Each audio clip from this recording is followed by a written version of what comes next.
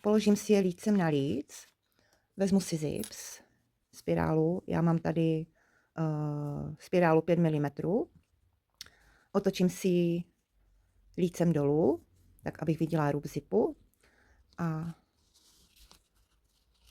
vložím mezi ty dvě látky.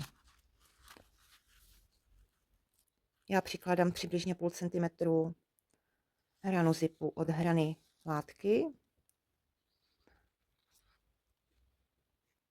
Přikryju druhou látkou a tak, abych opírala tuhle stranu patky, vlastně z mého pohledu levou stranu, když přišívám zips mezi ty dvě látky, opírám vlastně o tu spirálu. Jo, vložím to do stroje,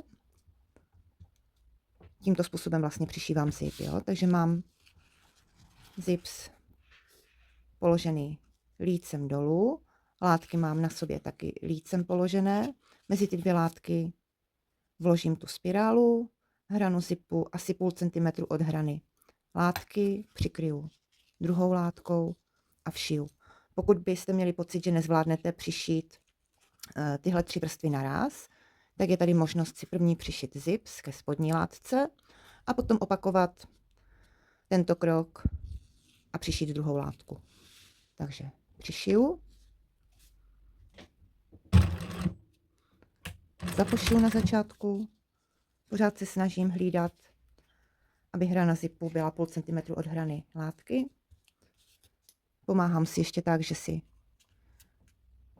přitlačím pincetou, abych viděla tu hranu toho zipu skrz tu látku a přišívám. Ještě zkontroluju na konci, jestli to mám správně rovně. Přišiju takto až do konce. Vytáhnu ze stroje a mám vlastně přišitý zip mezi dvěma látkama.